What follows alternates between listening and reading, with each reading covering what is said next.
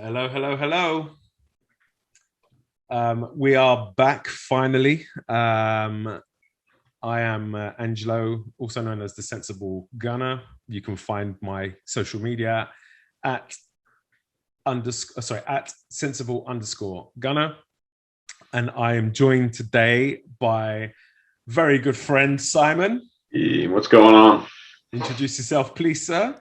So I'm Simon. I'm obviously you can tell I'm from England originally, living over here up in the Pacific Northwest with Angelo. Not with him, but alongside him. And yeah, got invited. I've been a long time listener. Wanted to get on this show. Finally got the invite, and honoured to be here.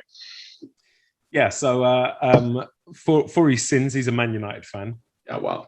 And so he's gonna, I'm sure, be speaking with a massive grin, and very pleased with what's happening at United at the moment.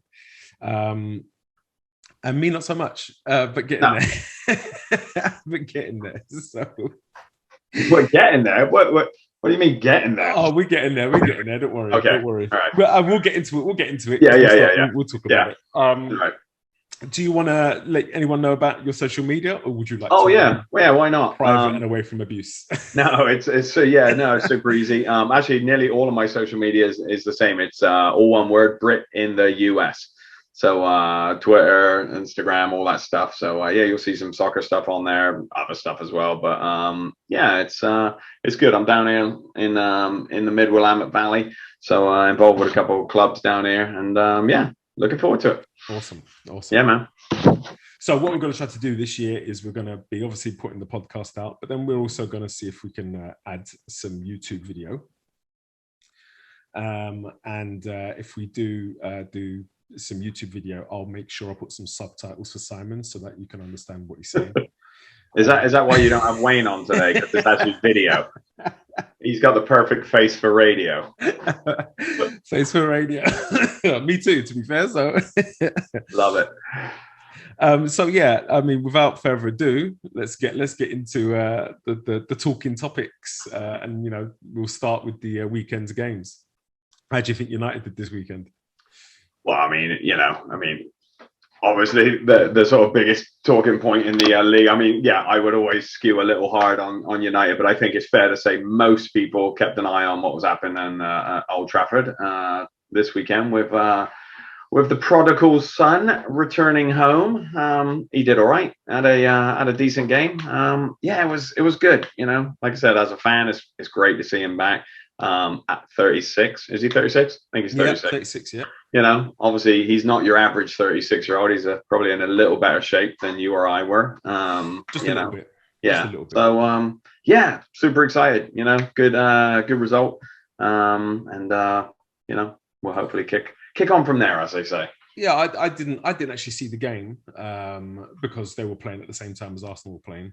Yeah. But I get the alerts pop up on my phone, and I saw, I think did it go 1-0, then did it go 1-1? Yeah, 1-0, 1-1, and then pretty quick after their first goal, Newcastle scored, and then we went 2-1 up, and then 3-1, 4-1. Yeah, right. Yeah. I was a bit surprised by the end result, but it's Newcastle. So having seen that, and seeing some of the games you've played so far this season, how are you feeling about United generally this season? Are they a challenger? Do you think they'll win it? We'll do our predictions properly later. Yeah. But how are you feeling about it? It's first couple of weeks of the season. You always got that little bit of optimism. I honestly, this season does feel a little different. And as weird as it sounds, having Ronaldo is not much of a change for me, honestly. Obviously, great to have him. He definitely adds something to the attack, but it's not like we were, attacking wasn't really the problem we had. We obviously, we've got a plethora of talent up there.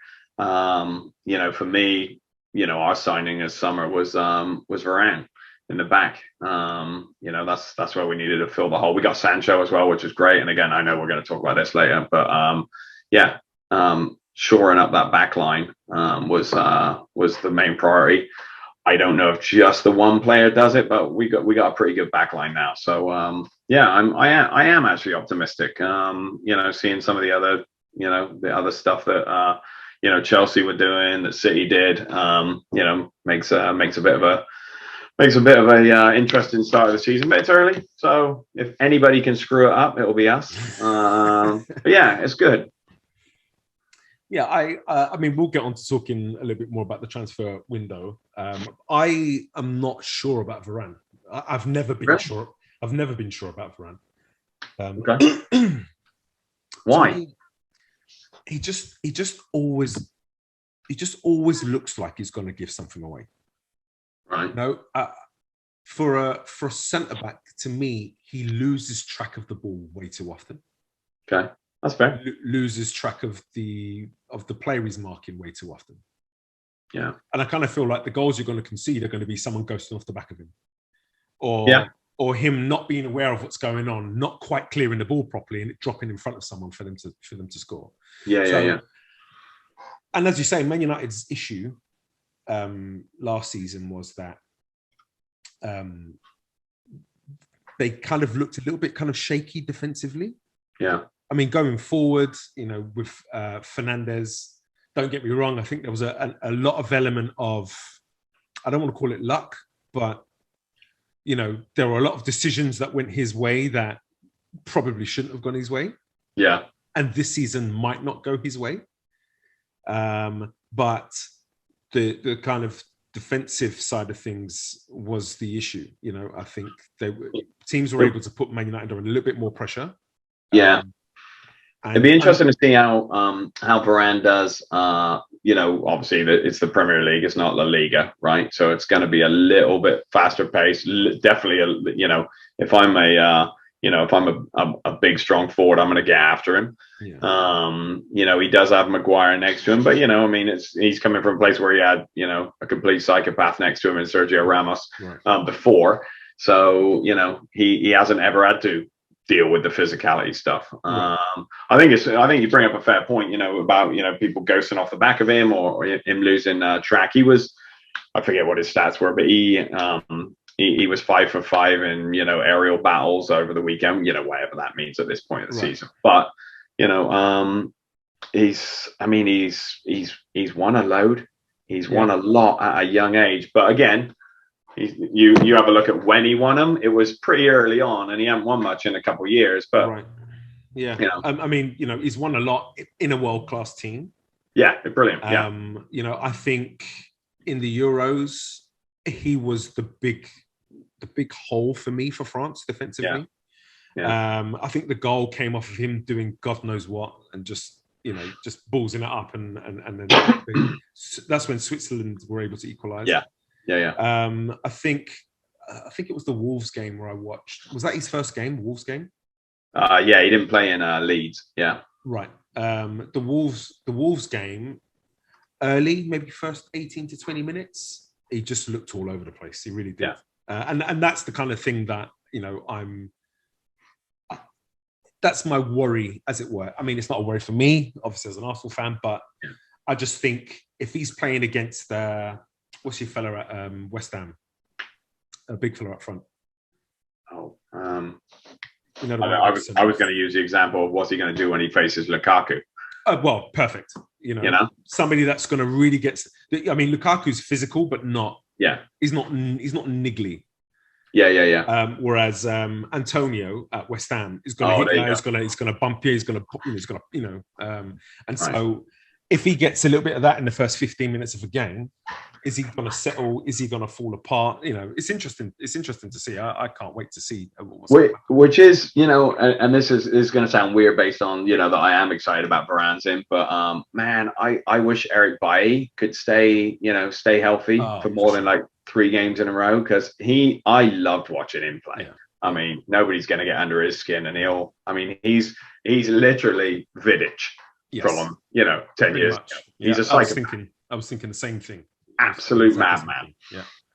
Yeah. I mean, obviously Vidic had superb defensive qualities, but Bailly is very much an absolute rash who's not going to pull out of anything. He's going to stick his head on everything. Right. The problem is he's a bit of a sick note, and he doesn't really, manage to kind of maintain his fitness where he can play a run of games, which is a problem, you know. So. Can we give a quick shout out to Phil Jones as well, who's back playing in reserve games now? Mate, he got sat down by Patino, our 17-year-old, the other day. Did you see that? Yeah, I know.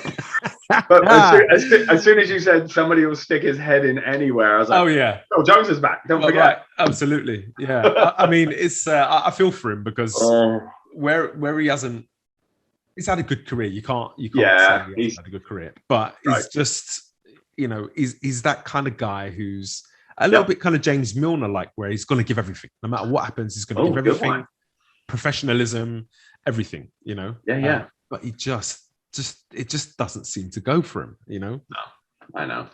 It was brilliant to see how he just kind of danced through, dummied the shot, just sitting on the ground. Brilliant. When you're more famous for the faces you pull in tackles, right? Yeah. That's probably not a good thing. Absolutely. The one where he's running on his hands and knees and he dives and lunges. And, and heads the ball away. What a nutter. I mean, it's fantastic. You want to see it from you want to see it from the defenders, but you know, it's so comical. It really is. Yeah. Talking the games this weekend, obviously Arsenal relegation 6-pointer with Norwich. Talk to me about it. Well, I mean, it's been a funny start to the season. You know, obviously being involved with Arsenal Twitter can be a little bit damaging on the mental health. To be fair, you know, there's a few people out there that like to take things out of context a lot, and you know, we haven't had the best of starts. I mean, there's no getting around that. But at the same time, when the fixtures came out, I looked at the first 3 games and I'm expecting 3 points out of it. Not expecting to beat Brentford. Chelsea. Not expecting to beat Man City. Well, and Chelsea as well. So, I mean, so Chelsea, Man City were 2 of the first sort of 3 games. You've got the English champions, the Premier League champions, and Champions League runners-up. And then you've got the Champions League winners. Yeah. They've also, at the time, they hadn't strengthened when the fixtures came out. And we'd been on a really good run of form back end of the season. Right. You know, 4th most goals. We finished third best defensively. And then I think it was something like 2nd most points or something since Christmas, 2nd or 3rd most points since Christmas. So going into the season, I'm really optimistic. Really? Now it's, can we bring some players in that's going to help us solidify, like, what's going to be the transfer policy? You know, we heard from the Arsenal kind of backroom and ownership that, you know, there's going to be a war chest. We're going to go heavy in the market. And so we're like, oh yeah, I love it. And, you know, and so you're looking at these games, you understand you're playing big games. But then once the market unfolded, and we'll talk about the transfer roundup in a little bit, then you see how young Arsenal went. I mean, you're going into those games, you're not expecting points. So for me, I wanted 3 points from the first 3 games. The Brentford game with the COVID and all the players that were missing was difficult. You know, it's not an easy situation to get around. We should have done better. And I do feel like we played okay, dominated the game, created chances, couldn't score. And if we'd have had Lacazette or Aubameyang, you know, that you don't want to play a newly promoted team on the first game of the season either, right? Yeah, I mean, nobody does. They had that first game bounce for sure. You know, I mean, the place was absolutely rocking. Yeah. It really was. Yeah. It sounds like it would have been a tremendous atmosphere to be in. Yeah. And you know, we're going into the game. Players couldn't travel together, so already routines are broken. You know, they're turning up to the pitch by themselves. Yeah. You're missing. You know, you've basically been working on having a starting team all week, and all of a sudden that changes. Players that were supposed to be on the bench are now having to play. Players that weren't even going to be on the bench are now having to try to make their way to the game. Yeah. You know, and then there was uncertainty about whether they were going to cancel it, and you know, it was a bit of a crazy start to the season. So this Norwich game obviously was massive. Yeah. I mean, the trouble is, I mean, what's the expectation for you guys? I mean, at the start of the season, obviously everybody's high wherever they are, right? But you know, I mean, I gotta be honest, I was really surprised to see the people turning on Arteta as quick as they did. Yeah. You know, to your point, I mean, it's fair. I mean, you know, you're playing Chelsea and Man City are half of your first games. Most of the teams in the league are going to lose against them, Right. you know. Right. So I mean, I don't know. You know, I know we're going to talk about transfers, but yeah, not the greatest transfer, you know, window, but not bad. You know. Yeah, I mean, it all depends on the kind of perspective you have. Yeah. You know? For me, being able to see this weekend, being able to see all of those players play, yeah, being involved with the team, you know, it still looks a little disjointed. Yeah. You know, we came out really quick, dominated the first kind of 25 minutes or so. And then you could see how it started to become a little bit disjointed, where we weren't able to kind of maintain the level of performance and the quality in the performance. And that let Norwich back in a little bit. But overall, you know, we needed to win. We needed to get the goal. You know, it's a scrappy goal. But that's what Aubameyang needs. He just needs to put the ball in it, you know? So we've basically come through with a brand new centre-back pairing, a brand new back four pairing. Tierney's obviously played with Gabriel, but hasn't played with White, hasn't played with... he played with White in the first game, but hasn't played with Tomiyasu, you know, new kid on the block who was fantastic. But then you've got Tomiyasu and Pepe ahead of him who've never played with each other before. Centre midfield pairing that have never played with each other before, you know. So there were, you know, combinations all over the field that just aren't used to playing with each other. And I think when you take that into consideration, 3 points against a Norwich team that can play, I'm pretty happy with it, to be honest. It's only going to get better as far as I'm concerned, especially if we can start to kind of cement in our first 10, first 11 players. Yeah. You know, massive game. We got the points that were needed, and I fully expect us to kind of rocket up the league. You couldn't go much lower. So I mean, yeah, you know, we got Burnley next. Burnley getting an absolute tonking right now from Everton. Yeah, and then we got Spurs after that. And so let's have a quick word about Spurs, because can I ask you real quick? Yeah. With Arteta, and obviously this is something I've been going through over the last year and a half with Solskjaer in United. Does he get a free pass? I mean, Solskjaer's now not out of the woods yet by any means, and I'm still not 100% convinced he's the guy, but he's done well. You know, and obviously we've spent some money this summer as well, which is definitely going to help. But does Arteta get that same? Does he get that at Arsenal, or is it different? I mean, if you ask the fans, they'll say no. You know, most of the fans will say no. Or you know, you've got within any club, you've got like the hardcore fans who it doesn't matter who's in charge. I'm going to support whoever's in charge. You know, I'm going to back my boys. Right. But there's a few who kind of, you know, for me, don't understand what's going on at the club. They don't understand what a rebuild actually means. Yeah. And what they look at is the club's rebuilding itself as first 11, first 18 players.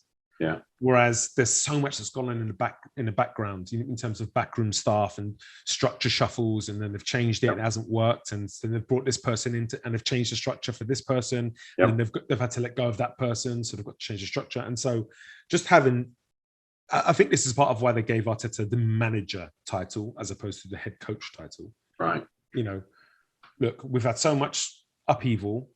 We just need someone to come in and settle it. So you're the manager now. Let's, you know, tell us what you want. Tell us what needs to be done, and we'll do that. And so I think the board, you don't give a manager 150 million pounds to spend on young players for the future, because you know the profile of player we've bought, and we'll go into this in a bit. You're definitely looking at the future. Yeah, you don't then give him 6 games. Right. You know, he's gonna be given till at least Christmas, I think, and I just can't see how he fails, especially playing 1 game a week. For the best part, being able to train 4 days a week, 5 days a week, because there's only one game a week.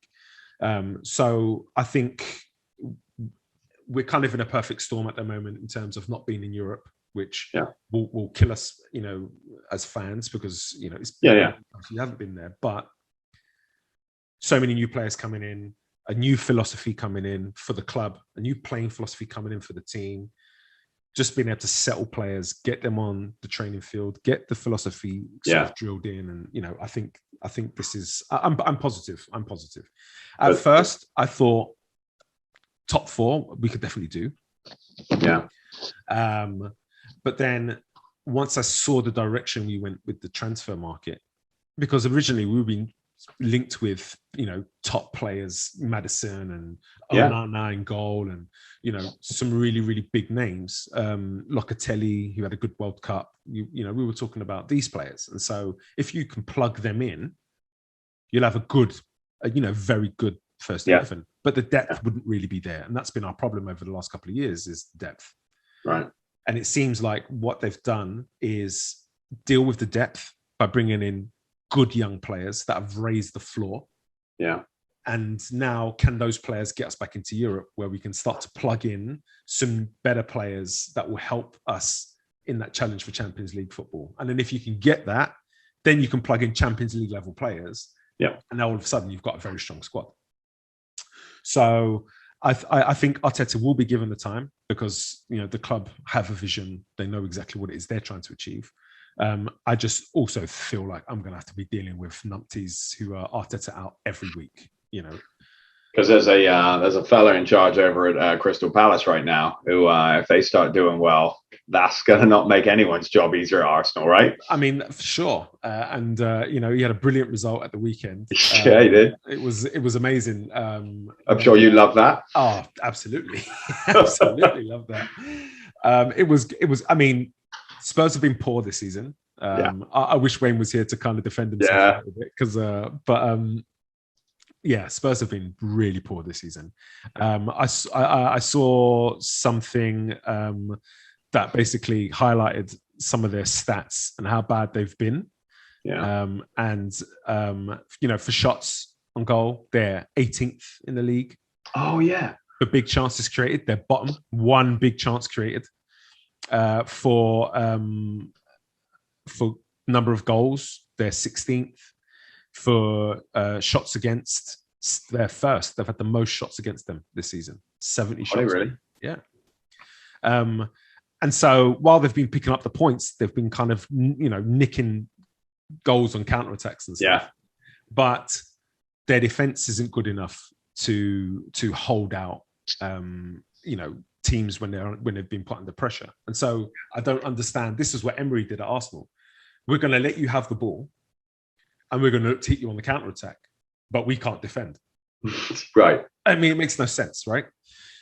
When they hired their manager, I can't remember his name. Nunes, that's right. Yeah.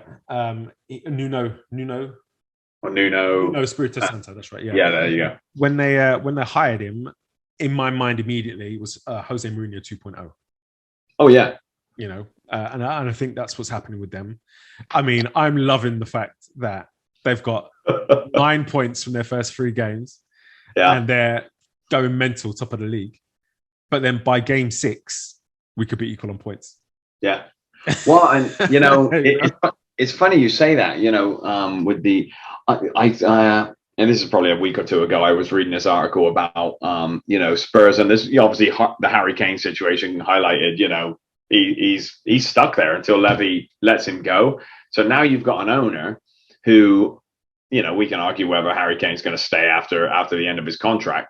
But it sounds dramatic to say, this is sort of a Mike Ashley type thing. But I mean, if you've got a chairman in there who's not doing good business, I mean, let him go. Just let him go. Take the money and do something else. I agree. If ever there was a time to get rid of somebody, it's Harry Kane. Okay, fair enough. It's that's gonna take a hit either way.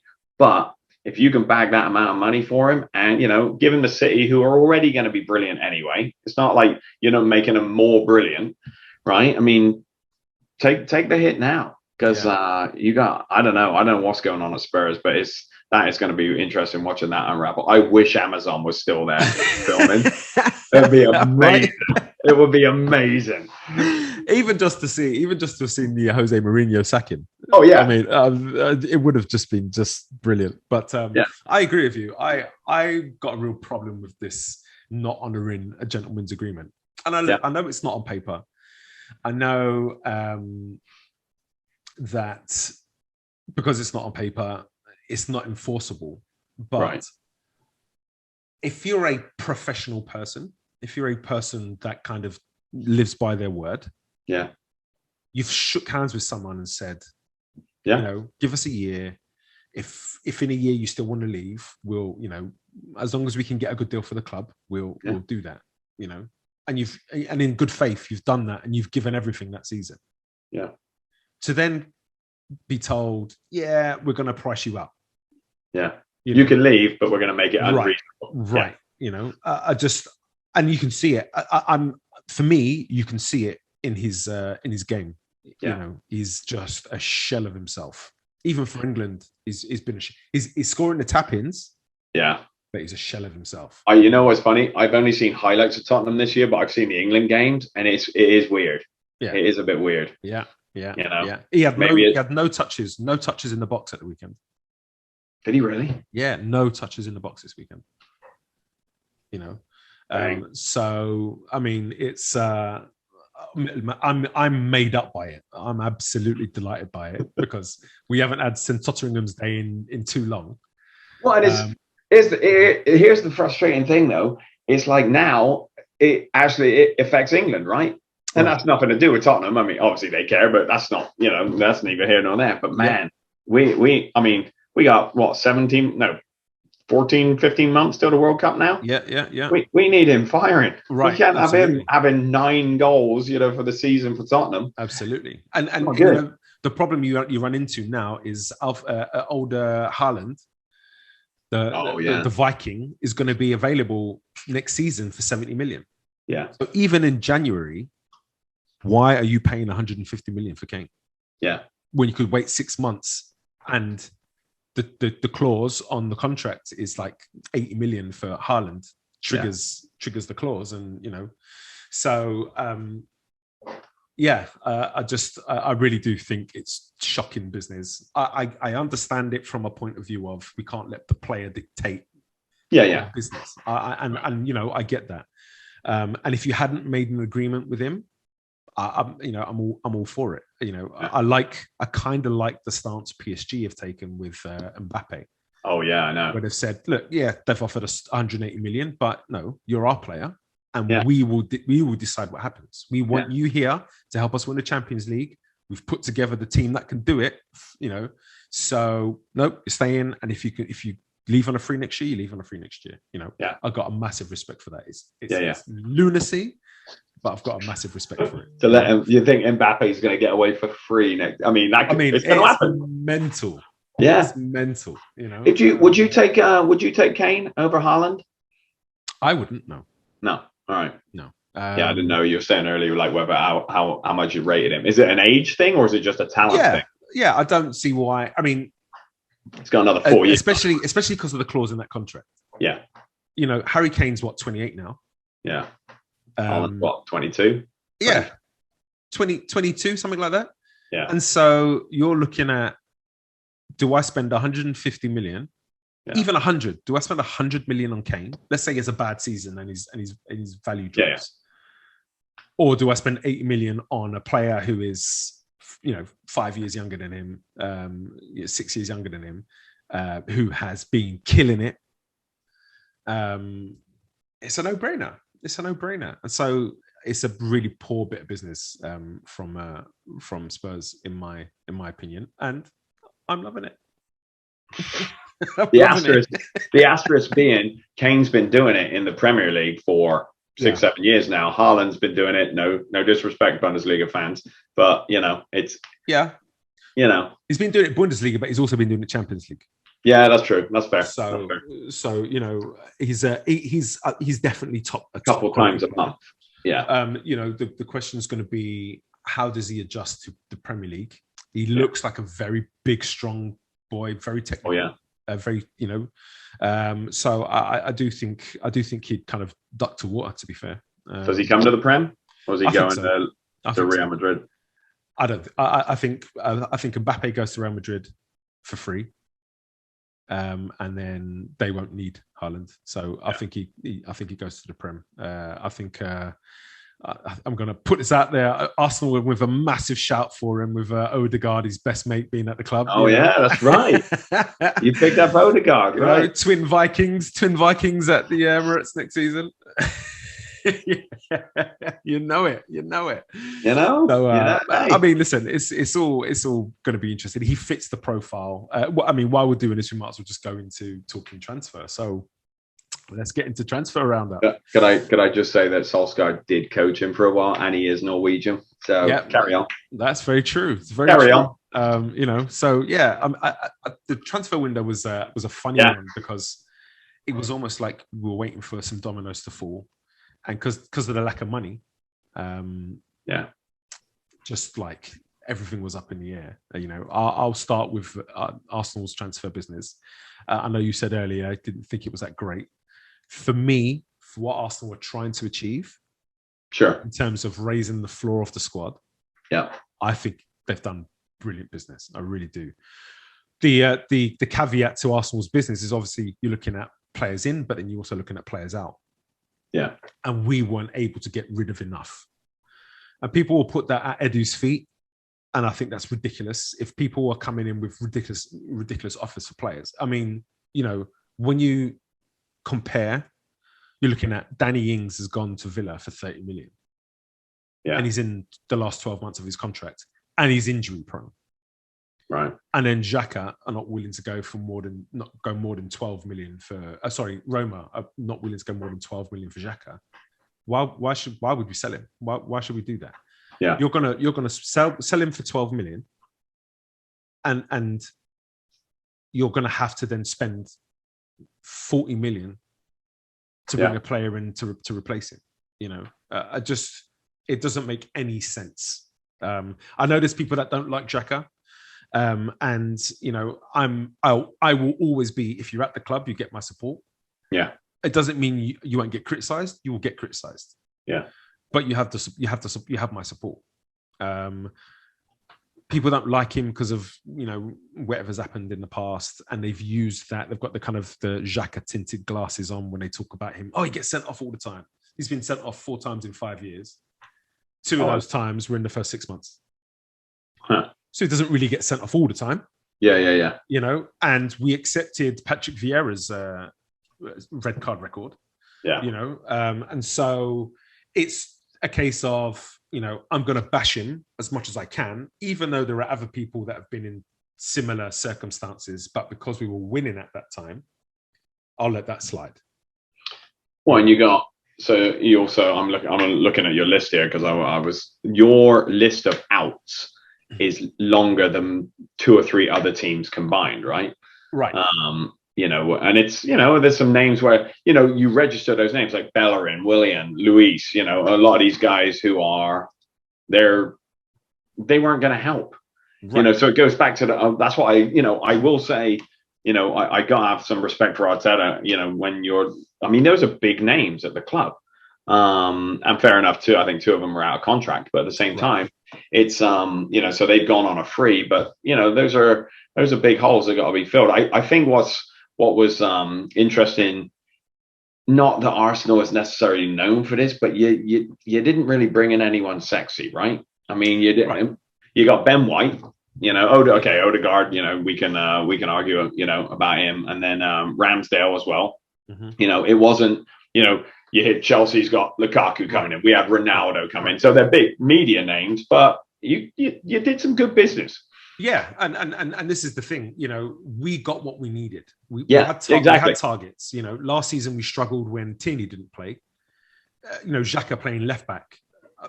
Just doesn't need to happen. So bringing in Tavares, young Portuguese under 21, who has a profile that fits what Arsenal are trying to build at the moment. English speaking, young, domestic experience, international experience. Hey, what's this? Who's this Tommy Yasu? What's he all about? I didn't know about him. So he's I mean, to be fair, I didn't know about him. I know Spurs were really interested in bringing him in to them, and he wasn't having it. We've brought him in to play in at the right back position, and he's spent a lot of time playing right back in Italy over the last couple of years. But having seen him play at the weekend, he's a monster in the air. You know, nice, tall, nice and physical. Yeah. So he's going to help us with the defending set pieces, which have struggled with pre-season and early season. But an absolute motor up and down the side of the field, but very technical. He can play equally well with both feet, and he can hit the 50, 60-yard passes with both feet. So because he's so technical, he can slide inside and play in the midfield when we're in the opposition half, because we play 2-3-5 in the opposition half. So he can slide in there, but he can also overlap. He can pop up in the box to score the tap-ins. Looking at his highlight reel, he's got one where he goes in on the keeper and just lifts it over the keeper. So he's is a decent finisher. Scores with his head. 22. Oh, so he's a young guy. Yeah. Okay. And so all of the players we've brought in, 23 or younger, experienced internationals with some leadership qualities. You know, all English speaking. So there isn't the communication issues, and so I think it's been really good business. Personally, for me, I think the best signing of the window was Sambi Lokonga. Like in terms of value, oh my goodness, he's costing us not even 5 million a year, 4.75 million a year. Yeah, because he's on low wages and because he was bought on 15 million over a 5-year contract. Yeah. And I'm telling you, he's going to replace Xhaka in the first team by Christmas. Oh, him and Partey in the middle. He's unbelievable. Just so relaxed, technically brilliant, physical, can make a tackle. Defensively, he's got a lot of work to do in terms of learning how to screen and his positioning. Okay. But on the ball, he's a dream. He can hit a diagonal pass.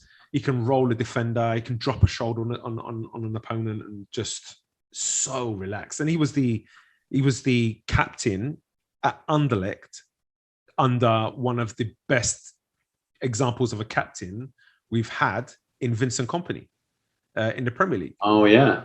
Oh, I forgot about that. Vincent Kompany is looking at him and saying, you know what, you're captain material. I'm taking that. Absolutely. 100%. Yeah. You know? So for me, I think he's been the best bit of business in this window so far. Yeah, I'm looking at your squad's age as well, and I mean you've got Smith Rowe 21, Saka's 20, Tierney's 24. I mean you've got a lot of young kids on this. Tavares is 21. Yeah. I think we've got the youngest squad in the Premier League.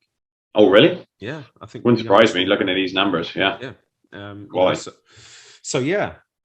So what do you think? What do you think was the best bit of business for the window? And talk to me about Man United's business. I'm not gonna, honestly, as much as I hate to say it, Chelsea. I think them picking up Lukaku is a massive coup for them. I mean, he's brilliant. Why we let him go? Well, we had the clown in charge at the time. So Lukaku apparently didn't want to park the bus. So what can you do? No, I think Lukaku's great, and they picked up Saul on loan as well. From wherever Atletico. So I mean Chelsea had a good window. I would like to think we were right up there as well. You look at City picking up Grealish. I don't know.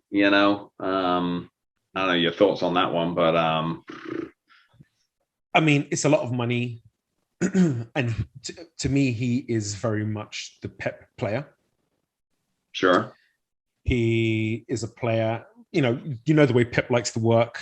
Yeah. Get your fullbacks coming inside. Yep. They pull their markers inside, which isolates 1v1 in the wide areas. Yep. And so having people like Bruno. Is it Bruno? What's the little Portuguese fella's name for them?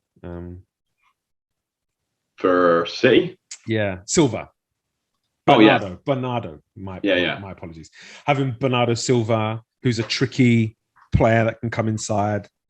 You've got Sterling, tricky player that can come inside. So to me, he fits the mold of what Pep likes in that wide player. It's going to take him a little bit of time to get used to two things. First of all, not being the main man. The man, yeah. But then second of all, Pep's way of doing things. I wonder about, to that first point, I wonder about if he falls into that Riyad Mahrez type, mentality, where it's like you came from Leicester and you were brilliant. Obviously, you had Vardy there at the time as well, but you came big man on campus, and then you didn't get a game for like 4 months. And obviously, that's not going to happen with Grealish. But I don't know. I'm still, and I don't know. I'm just out on it. It's not a personal thing or anything. I'm not sold on Grealish. Yeah, it's would you want him? I think the difficulty that we have with the Grealish situation is he was on fire first half of the season. Yeah. And then he got injured and pretty much missed the last few months. And so we didn't really get to see what his numbers would have been if he was able to play through the season. And I think that would have given us a bigger indication. It was like, he's playing, he's on fire, he's doing great things, a lot of assists, popping up with goals. Then he was injured for a really long period of time. Just about made it back at the end of the season. I think he might have played maybe 1 or 2 games at the end of the season, a few games at the end of the season. Then he's gone straight into the England setup where he hardly played. Yeah, he played like two games, I think. And then he's got this transfer for 100 million. Yeah. And so I think when you look at it in sequence like that, it can make it a little bit baffling. But I do think he's a talent. I do think... does he make City better? He makes them stronger in depth, I think. They've got so many players that can play in around kind of those areas. For me, he's versatile. I think he's better off the left coming onto the right, but you can play him as a 10. I think he could potentially also do a false 9 thing pretty well. And so, everything at Man City is very plug and play. I think he fits that mold really. If you're talking about him playing as a 10 now, which I agree. I think that's, if you're looking at Silva, you're looking at De Bruyne, Rodri, where are you? Who are you leaving out? So De Bruyne's had his fitness issues. Yeah. Okay. Fair. So like if he's not in at the 10 role, you could always bring him into the 10. But then he also gives you the versatility of being able to play a 4-3-3 where he plays as one of the wide players. So you can, in a 4-2-3-1, you can move him centrally to play as a 10. Yeah. Right. As in a 4-3-3 where you've got like Gundogan and De Bruyne playing ahead of Fernandinho. Oh yeah, Gundogan. Yeah. You can then stick him wide, and these are intelligent players who can move around each other. So I don't think he's much better than a Mahrez or a Bernardo Silva or a Sterling or any of those kinds of players, but he does give you, an ability to come off the bench and maintain that level of, of player, as it were. And that's the frightening thing about Man City for me. Just they can take Sterling off and bring on, Mahrez. They can bring Mahrez off and they can bring on Bernardo, or they can bring on Grealish, or they have this capacity to be strong for a full 90 minutes. Yeah. So I hate that Grealish is the, as we all heard, like many, many times the most foul guy. I can't stand watching him play. I can't either. Yeah. And it's not even an old school thing. I'm not like, get stuck in one of those guys, but I'm like, that guy falls down more often. Most foul players, well, maybe he's one of the most foul players. Yeah, the referee's blowing the whistle, but man, if there's a strong wind in there, he'll fall down. Yeah. And maybe that's part of, I mean, they're not stupid. Maybe that's part of City's thing as well. Yeah. I mean, I kind of throw that straight back at you with old Fernandes. I mean, that guy just, Jesus Christ. No, I totally agree. I'm with you on him too. Like, I watch him and I'm like, if I give me half a chance and I'll kick you, I'll kick you. And he falls down and the hands go down. Just unbelievable. Unbelievable, Yeah. It was really funny, actually, the penalty one where he stepped on someone's foot and just, you stepped on his foot, but then he got the penalty for it. Like, it was mental. So fair play. That's fair comment. But same deal. I hate that about Fernandes too. Absolutely. I cannot stand watching Grealish play. Even for England, he annoyed me. Right. And the thing is, it's interesting because they're saying they're going to let more go this season. I mean, at the moment, it seems to be that they're going to let more go unless you're Arsenal. But it seems like they're going to let more go. And like, I've seen a few things this season. I mean, Burnley. Did you see Burnley's opening goal of the season? Well, maybe I don't. Tarkowski's basically on the header. He's come flying in from kind of the edge of the box, just rammed the defender. Defender's like literally gone backwards, fallen on the ground, and then just smashed the header in. Put his head on it. And they didn't give a foul for it. I'm like, seriously, it's like he's been run over by a car, Yeah. And then Burnley again, Burnley rugby team. Their forward, I can't remember his name, Ashley Barnes. Have you seen the tackle he put in on someone? Like fully 2 feet off the ground, just nowhere near the ball, just absolutely at kind of almost waist height, but the defender's jumping. And it's just like just a yellow card. Yeah. What? And so where they're letting some of these things go, how does that affect, the game of the likes of Grealish? Yeah. I can see an almost more them feeling a little bit more like how Zaha feels, because Zaha gets nothing. He gets nothing, partly because he complains about it, and he had a history when he was young of going down easily, and so people are just like, "No, I'm not giving it to you." Yeah, and so is that going to happen to Grealish? Is that going to happen to Fernandes? It's fascinating to see. It's like watching. I saw something way back in the day about when Torres played for Liverpool. And he was not the first, but he was definitely one of those guys who fell down all the time, and his reputation got ahead of him. And there was a number of times he got absolutely clattered, and they were like, "Play on, play on." Yeah. Pires was another one at Arsenal. He used to go. Oh yeah. Wow. And so we've seen a history of it through the Premier League, but it just seems to be more of an accepted tactic now. Yeah. Anywhere around the box, I mean, Xhaka does it really, really well, where he's under pressure, he gets his body in the way and then falls on top of the ball. Yeah. And then he gets the free kick because, he was shielding it and, but it seems like they're letting those things go a little bit more now, which I'm happy about. I just wish the referees associations would actually tell the players that was going to happen, because like Bernd Leno in our first game literally had his arms hooked. Yeah. And they've let it go. Like, I know. I've never seen that. I've never seen that in my life. I've never seen a keeper have his arm touched. Even in the air, when you jump for the ball and your arm's up and you brush the keeper's arm, they get the foul, They're a protected species, man. Protected species. I mean, I used to think they were until that happened to Leno. And then the next week, I think Lloris came out for one and ran into a player and got a foul. I'm just like, what's going on here? But I think some of the worst business this window has been done by Spurs. You know what? Like, so they've let Alderweireld go, right? Obviously, they let him go. Sissoko is out. The dude, Serge, whatever his name is, Aurier. Aurier, let him go for free. Yeah, he's gone. Which again, it's sort of the same thing. What I was mentioning at Arsenal. These are just guys you've just seen forever. So maybe it's not bad business. Maybe it is okay. Yeah. But not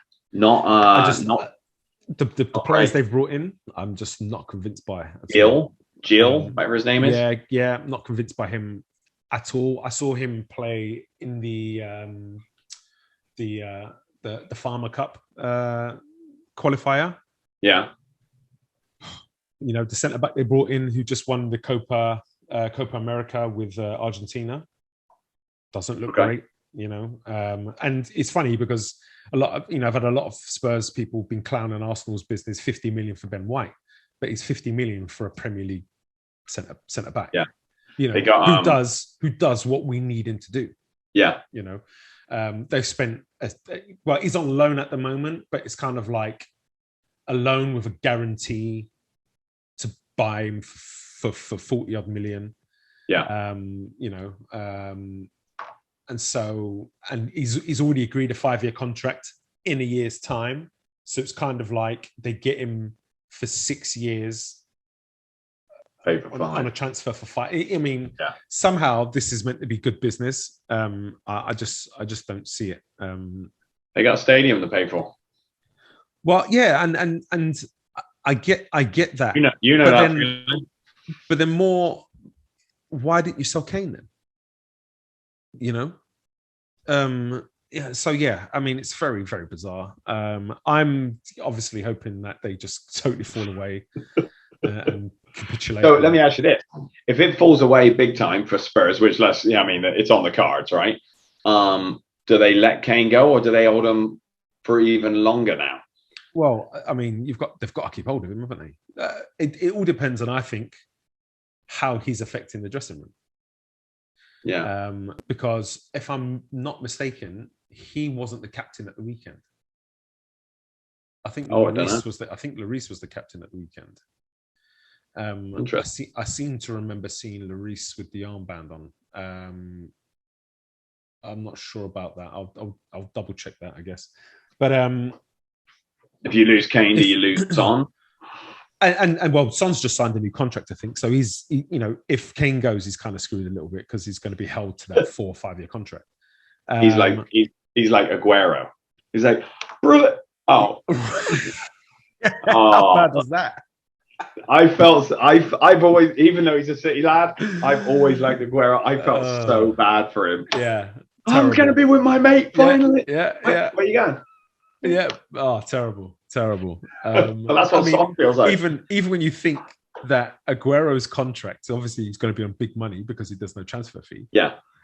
Has probably taken funds away from Barcelona where they couldn't afford to keep Messi. I mean, it's just comedy. It's absolute comedy. Yeah. All right, so we'll move on.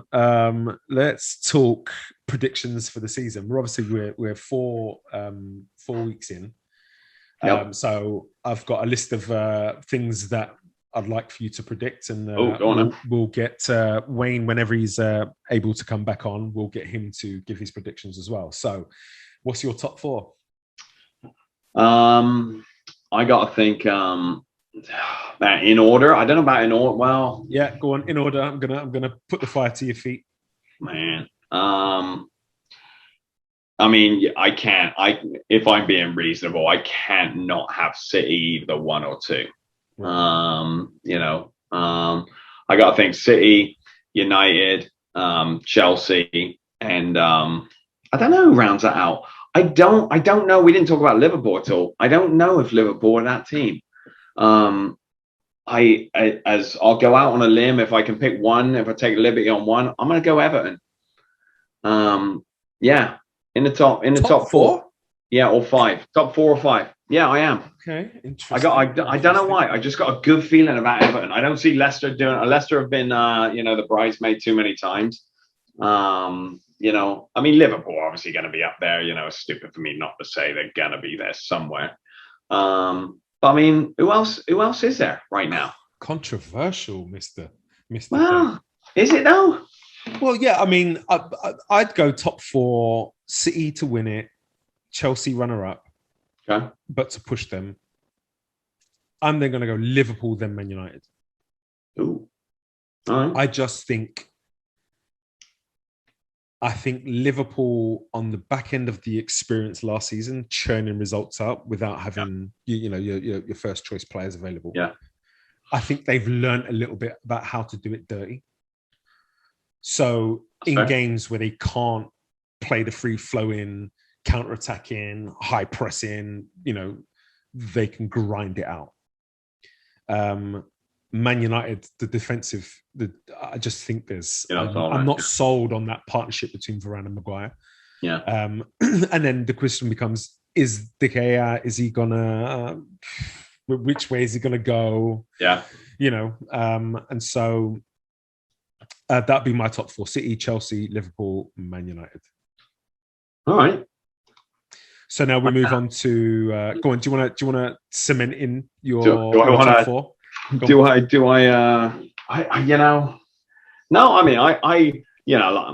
I would say City, and they gotta be favourites. I do like the idea of Liverpool grinding out those results last year. I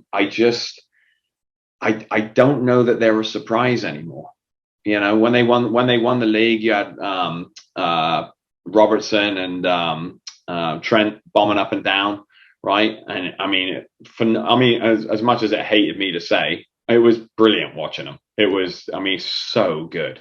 Salah, there's just nothing new about him, which doesn't mean you can't win it. There's nothing new about City, right? We know how they're going to play, but they managed to change things up each time. Liverpool didn't do much at all in the transfer window. Yeah. Speaking of which, little shout out to the Elliott bloke who dislocated his. It looked about like I've seen it once. Yeah, I can't watch it. I won't watch it again. Yeah, I know. But I remember as I was watching it, to me, it looked like the Leeds player had a bit of a jump in. Yeah. Kind of jumped over the top of the ball, and then the weight went through that back leg and got caught underneath the body. Totally accidental. Yeah. But I can see, for me, where what I thought I saw was a jump. Yeah. If Xhaka is getting sent off for a jump when he's winning all ball. Oh yeah. I agree. Then this. He's gone. Yeah, he's sent off for sure. But anyway, Liverpool. Maybe Everton, just save this podcast. What's today? What's the 13th of September? Save this podcast. It's going to be out there in the universe. Bring me back in May. So I'm gonna tell you, stop sitting on the fence. Top four. Who are they in order? All right, City, Man United second, Chelsea, Everton. Jesus. Alrighty. So let's move on to European places. We've got 5th place, 6th place, and 7th place, let's say. So 5th place, 6th place is Europa League. Yep. 7th place is that Farmers League, whatever it's called. I can't remember. Conference League, is it? Summit. Yeah, whatever. West Ham 5th? West Ham 5th. Okay. Man, I feel bad because you're not going to be in it. No. It's a toss-up at this point, right? You got West Ham. I got to think Leicester probably is in there somewhere. Okay. So we could go West Ham. We could go Leicester. Arsenal or Tottenham. I would say probably one. You'll get your act together. I don't see it. Go on. So yeah, I'm gonna be a bit tough with you here. You've said Everton to be in 4th. Which means you haven't put Liverpool in 5th or 6th. Oh, yeah, that's right. Yeah, sorry. Got ahead of myself. Liverpool 5th. Okay, Liverpool 5. Okay. And then West Ham, and then Leicester. Okay. So I'm going to go Arsenal 5th. Are we on video? Can people see me put my head in my hands? Yeah. All right. I'm going to go Arsenal 5th. I think West Ham 6th. All right. And then I'm going to go Leicester 7th. So you got no place for no place for Spurs. No place for Everton. Okay. Not Everton either. Not Everton either. No. Listen, they're doing all right at the moment, but they've got a lot of fragility about them, I think. Rafa will fix that. Nah. Come on. Rafa's a has-been, a dinosaur.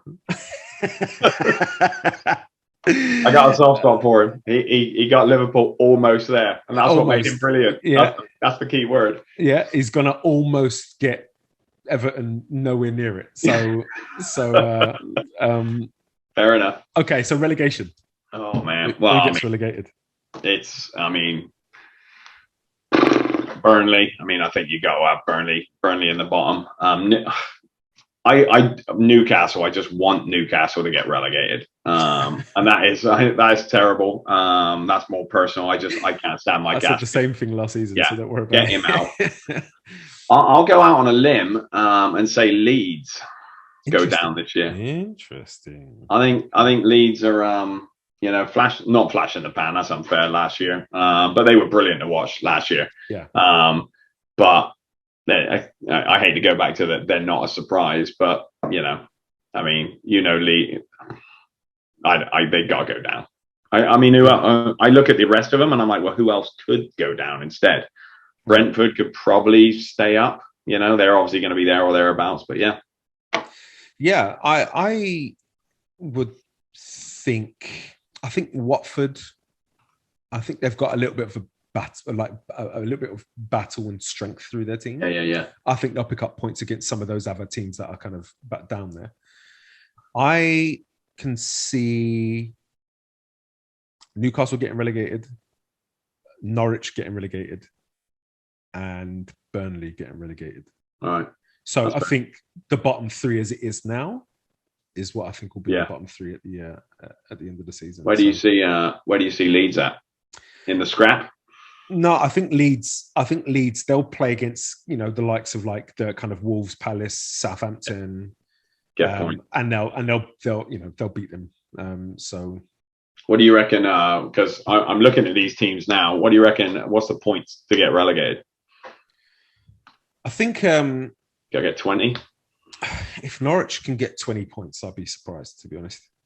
They play a really lovely sort of style of football, but their problems this season are going to be the same problems they had when they were last in. And even then, it's worse because they lost Buendia. Right. Buendia was at least creating. They just weren't finishing. Now, I don't see how they're going to create. And Pukki he works hard and everything, but without service, I just can't see him, doing much. So Fulham went down with 28 last year. Fulham, West Brom and Sheffield. Yeah. I'm just looking at Burnley was the next highest at 39, so they got nearly 40 points. Burnley did last year. Yeah, I think Burnley run its course, steadily getting worse. Yeah, I think Dyche has kind of taken them as far. There's been rumours that he's had his eye on a few other projects and stuff. That being said, they have just got a new owner, I believe, and they're starting to be backed a little bit more in the transfer market, so that could rejuvenate him a little bit. You kind of look at the way I see Burnley is, if you can play and move the ball quickly against them, you're going to cause them all kinds of problems. If you allow it to become a physical battle, then that keeps them in games more. And with the referees making things a little bit more easy for them to be a bit more physical, you kind of wonder which way it will go. I just don't think they can play, as well as a lot of the teams ahead of them. I think they're very one-dimensional. And so once that's read and you've got your game plan against Burnley, I don't see it changing. And so I think they'll have problems. That's fair three. I hope, because I really don't like Burnley. I'm not going to beat around the bush of it. When were they last in the league, in the Prem?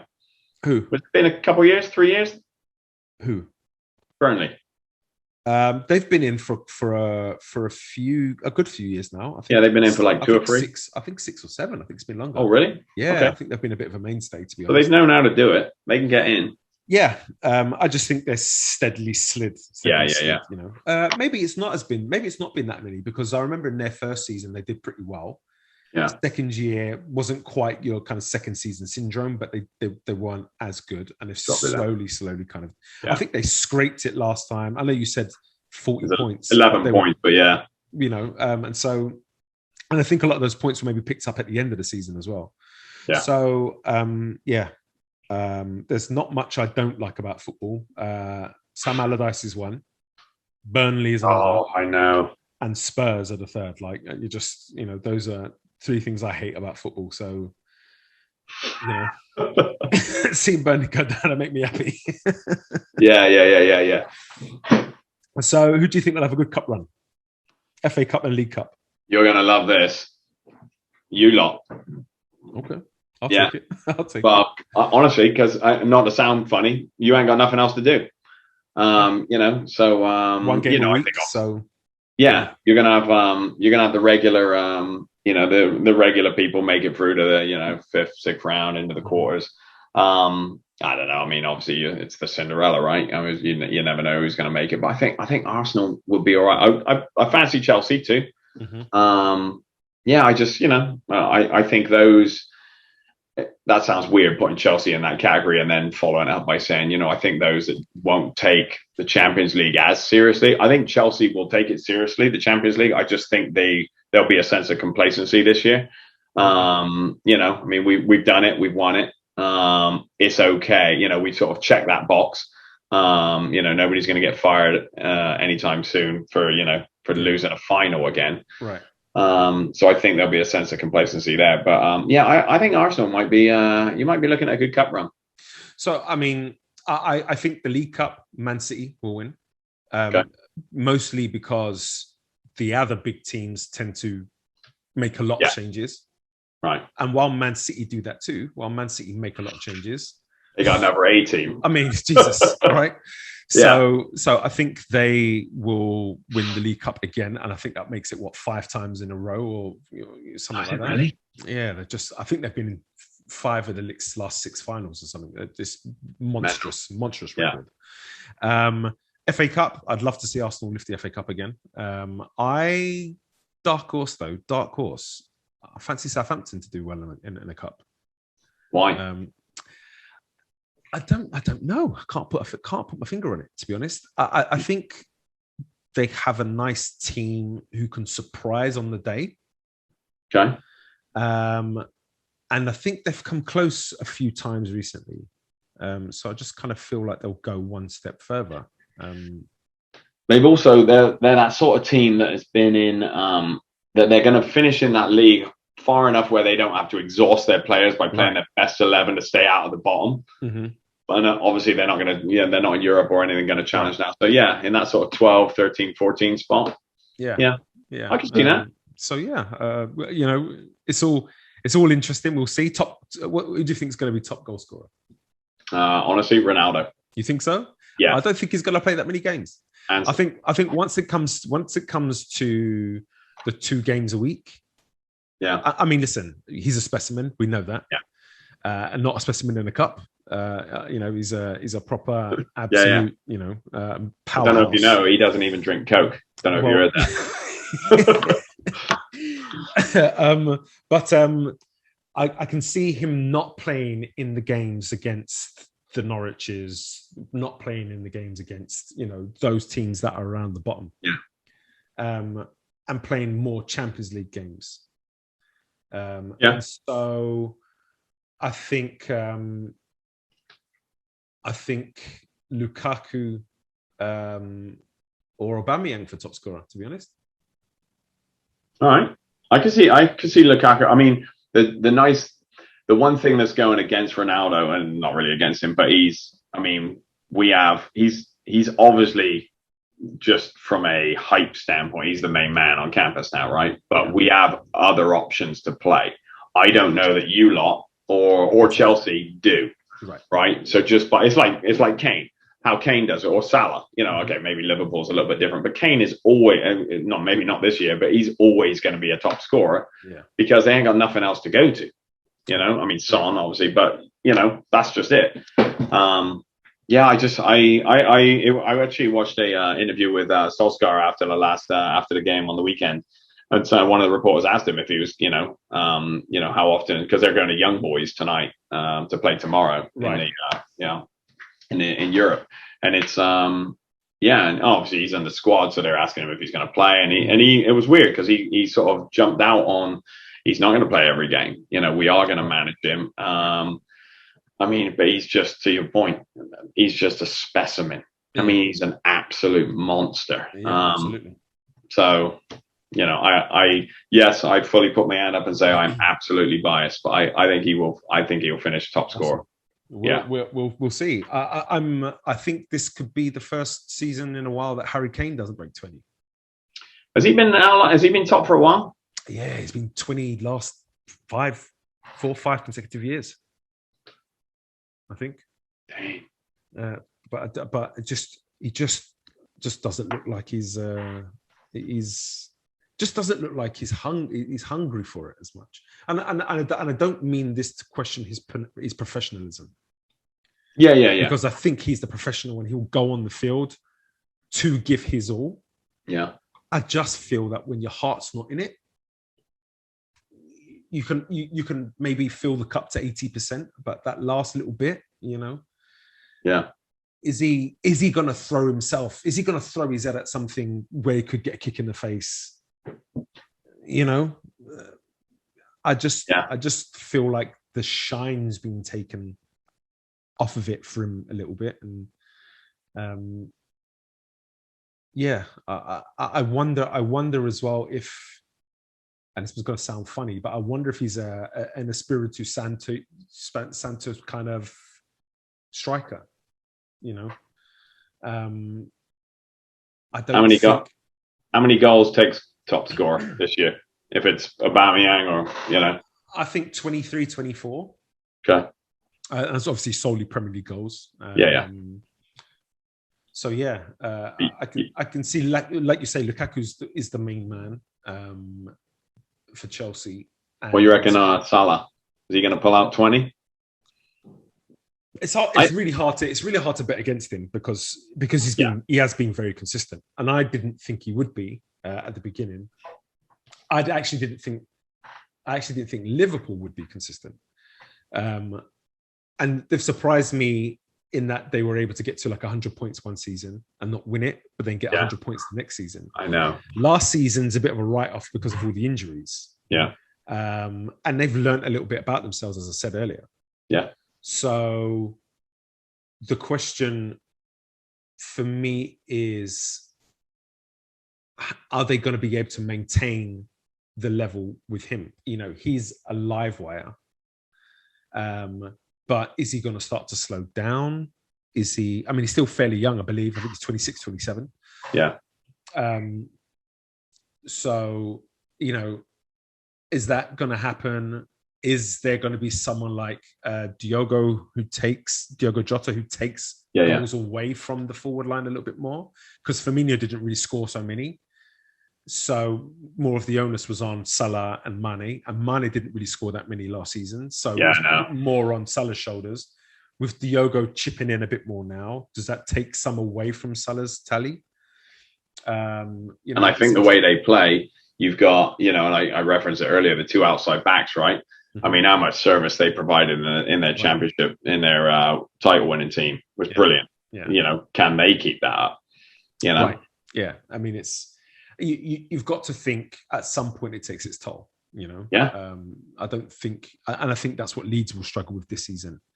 You can't maintain that level for years. You just can't, I always wonder what their training regimen's like. Does he just get them out and they're just sprinting? First hour of practice, all right, lads, bring your runners. I'd imagine pretty much, right? Do you reckon he's just, Bielsa's just got a ball in his hands, he just punts it, and then they chase it. 10 seconds, go. First one back gets a break. It's like, that's all they do. It's old school coaching. Yeah. I think they obviously work a lot on their kind of the high press element in training, and so that has to be high intensity. The thing for me, kind of like for like the likes of Liverpool, is when you take out travel days, when you take out rest days, you don't really get many days in terms of periodization of your training sessions. You don't get many days to go sort of 80, 85% intensity. Yeah. So you're looking at maintaining that through games only. And I'm not sure if that's enough, which is why I think there could be a bit of a decline in them this season. But Aubameyang, I think so. Right. He's looked sharp. I He just needs them to go off his knee, off his arse. He just needs them to go in, and then he'll get the confidence. The 3 goals he scored, I actually tweeted about it. The 3 goals he scored against West Brom, against a West Brom under-23 team. Sure. No, I mean, I'm not deluded about that. I recognise the level of opponent he played against. Right. But all 3 goals were Aubameyang type goals, and every single one of them was different. All right. That to me just speaks to Aubameyang as a striker. Yeah. And so I think he can pull left, come in on the right, and bend one top corner or bend one bottom corner. He can then, ghost in and tap one in on a cross at the back post. And then he How can old is also, I think he's 32 now. All right. So he's going. I think this is going to be his final big season. It's always good seeing these strikers, like him, like he's got obviously had phenomenal pace, but now he's sort of got, obviously, and Kane will be doing the same thing. You got to reinvent yourself a little bit, right? But it's funny because, I mean, at the weekend, there was a couple of balls over the top and he's just left his defender. Oh, he's yeah. rapid. He's still so quick. The problem is teams don't really give us that room in behind. Right. So where he spent so much of his career being able to counterattack with Dortmund, come in into that left space where he can pick it up, isolate his defender and take his defender 1v1. He's not going to get as much of an opportunity to do that this season. So can he reinvent himself inside the box? Right. And inside the box, he's deadly. I think of his 10 goals last season, I think all of them came... I think 8 of them came from within the width of the 6-yard box. Right. And so he's starting to poach more, but still has the capacity to do it from outside the box. So he's got him. Yeah. So I think we've got a big season coming from him, and then I fully expect he'll be sold next summer. For a lot of money. Well, no, for not much money. Well, not for much money, but I think Arsenal know that, and I think they're prepared to put the money in over the next couple of windows to get our squad to where it needs to be. Yeah. So last question for you. Go on. Before we sign out. I got one for you as well. Okay. Go afterwards. Player of the year. All right. So I'm going to go out on a limb here. Mm-hmm. Raheem Sterling. Okay. Interesting. I think he's come off of Euros, right? He's going to be. I think he's going to do really, really well at City.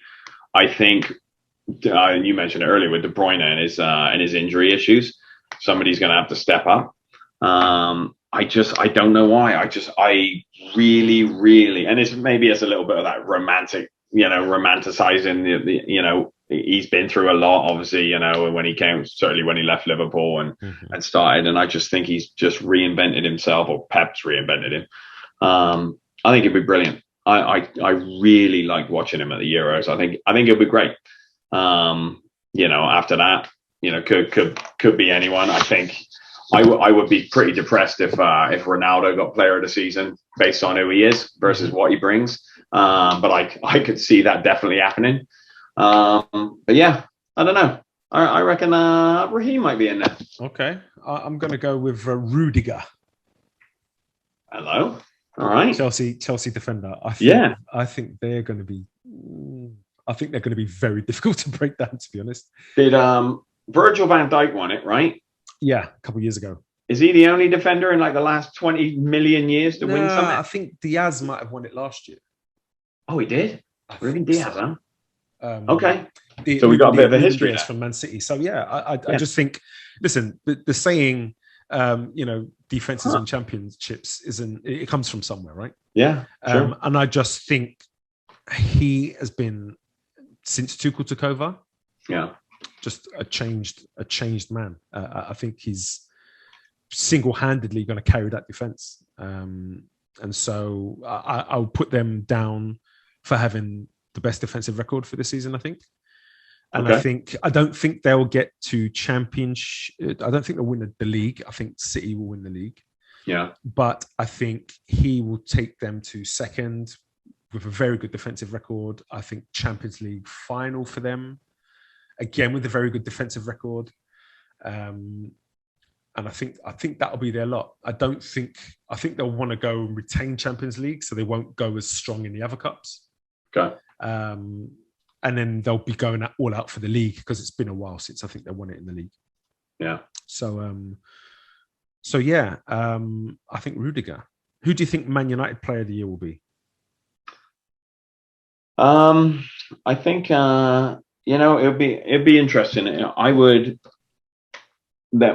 I don't know how good a year De Gea is going to have, but I think if he can have a good year, I think he would be it. Honestly, as much attacking talent as we got, and again, that maybe goes back to that romanticizing it. I think he got tested the last couple of years when he didn't probably expect to be tested, and that's probably played into why he got tested. But I think it depends. I mean, if you're going to have football people doing it, then I think you're looking at you're probably looking at maybe Sancho if he can have a decent year. Fernandez is obviously going to be there. I'm super interested to see how Pogba's going to do. Yeah. If he can pull out a good year, I don't know whether we keep him or not. Who knows? I genuinely think Pogba will be Man United's Player of the Year and then leave on a free. Yeah, I can see that. Yeah. It's like leaving with the championship belt in wrestling. Come on, man. And then going from WWE to AEW. I'm out. Yeah. I'm like, no, Paul. That's a great shout. I can't see him. I mean, I don't see a scenario where he stays. We could win everything. Yeah. And I don't think he stays. So I saw a report today that said he's been really impressed with the moves made in the market and would be willing to discuss an extension to his contract. I do, however, think that's just talk. Yeah. I think his agent plays too big a role in everything. Yeah. And if he can take him to a giant PSG or Real Madrid or someone for a lot of money, Raiola stands to earn a lot of money from it. I think that will be his driving force. So yeah. But is Real Madrid the draw it used to be 2 years ago, 3 years ago? I mean, they've just offered 200 million for Mbappe. So they've got the money. They've got the money to be able to offer him 500, 600,000 a week, right? Which goes to my last question for you. Yeah. Champions League. Who's going to win it? Yeah. I can see a PSG. No, PSG are not going to win it. I can actually see Chelsea in the final. No, I think I can see them having problems with their front line. I think there's too many big egos there. Yeah. And so, I mean, you can't play all of them. No. So someone's gonna have to give. And so I think that could be a problem for them, which could lead to some issues on the training ground. Mm-hmm. I think Man City will get to the final. Lose again? I think with Chelsea again. Okay. Oh, really? Okay. And I fancy Man City to go one further, to be honest. As you know, I hate to say this, but I would like Pep to win one with Man City. Yeah, just to be able to say that he was able to do it at two clubs, I think. I it's sort of my same deal. I would love for Steven Gerrard to have won a Premier League title if it didn't mean Liverpool won one. Right, exactly. So absolutely, I'm with you 100%. Same thing. Yeah. Oh God. Yeah, I mean, I think. It's going to be an interesting season with all that's gone with the kind of with COVID and the World Cup coming up and then England with the Euros that's just happened and I can see it being a really good entertaining season with the transfers that have happened and I'm just watching Spurs concede 3 goals right now. It's making me. Oh, yeah. Are you watching the Park game? I like to run. They're just woeful defensively. Oh yeah, they're appalling. I mean, you know what I love? They had 9 points on us after the first 3 games. Where are you at now? So now there's a 6-point gap between us. Yeah. They play Chelsea this weekend. So that's a loss. We play Burnley this weekend. Could be anything. I didn't want to be as confident. Well, that's a loss. Maybe not. But anything could happen. Yeah, right. And so that could be 3 points. And then we play them the week after. Do you reckon we could have wiped away their 9-point lead in 3 games?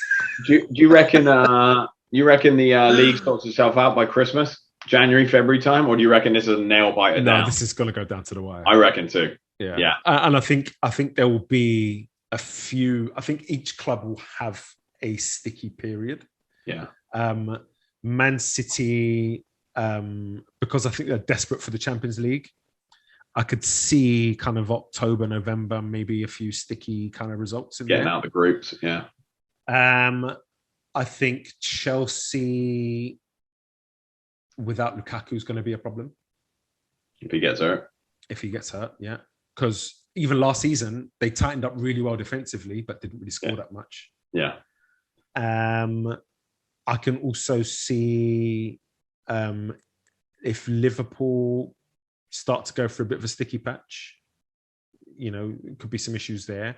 So I think we'll have a situation where Chelsea might go 3 or 4 weeks with a problem, and maybe Man United pick up points and close the gap on them. And now it's it's a tight race between 3 teams, or it's a 2-horse race, and then one of those teams has a sticky period and another team enters the fray. And I can see that 2-horse race being between 4-5 teams at a time over the season. So wouldn't it be brilliant to be you'd love to be the league scheduler.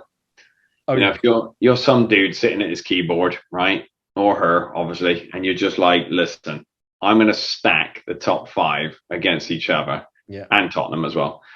Stack them against each other in April. Yes, brilliant. Exactly. Within the last 10 games, you've all got to play each other. Everybody. Yeah. I might even go last 12 games of the season, you've got to play each of them home and away. Home and away. Wouldn't it be great? Hey, who do you reckon is getting fired first? Good question. Dyche. Really? Is the expectation that they're going to do anything? I mean, okay. New owners. Oh, yeah, that's right. And, new owners need to put a mark on things, right? Yeah. So I can't see Norwich sacking their manager. No, I'm changing my mind. Steve Bruce. Ooh. His days are numbered for sure. At Newcastle? For sure. Yep. Steve Bruce goes, and I think they're bringing Eddie Howe. Oh, what's he doing? Is he free right now? Yeah, I think he's free at the moment. He's gardening, as they say. Yeah. Have you watched, plugging another podcast, the Overlap with Gary Neville? I haven't. So he interviewed Roy Keane last week. It's brilliant. Watch it. He wants to get back into management as well. Ooh. I think him as a manager with Micah Richards as an assistant would absolutely fly on the wall for that. Give him the Newcastle job and then let them play Palace. How brilliant would that be? Oh yeah, right. Oh, come on. Be magic. Absolutely, yeah. Yeah, love it. Well, yeah, I think we've come to the end of our time. Yeah. We've run a bit long, but it's the first one, so I'm okay with that. Thanks for joining me. Hope you've enjoyed it. Worries. It's always good. It's always good to talk a bit of football. That's for sure. I'll let you plug your social media again. Easy. Brit in the US. All one word. Almost all the platforms. Brit in the US. Brit in the US. Yep. Go give him a follow. He puts a lot of his kind of personal stuff on there, but you get to see a little window into the life of the man, the myth, the legend. Well, yeah, the gradually older guy. And for me, it's the Sensible Gunner. So sensible_gunner on Twitter and Instagram. Thanks for listening. If you've got any comments, anything you want to add, we also have the social media for the podcast, 4.4 miles. So you can come on there and leave any comments you want. That's 4.4 miles is all words, no numbers. And then Wayne's not here, but you can find him at Elevate Soccer on Instagram. So come get involved, chat with us, and let's get into it, as it were. No abuse. I've got to the point now where I'm not even going to argue. I used to enjoy it. I used to enjoy an argument, Simon. I used to really love it. It's weird. But now, no, I've got no time for it. I'm just going to block you. So the league table humbles everyone, mate. Don't worry. Okay. Hold on, I guess we're not done. Can I change my top four and take Man United out of it? Right. So yeah, thanks for listening, and we'll speak to you again next week. All right. See you later.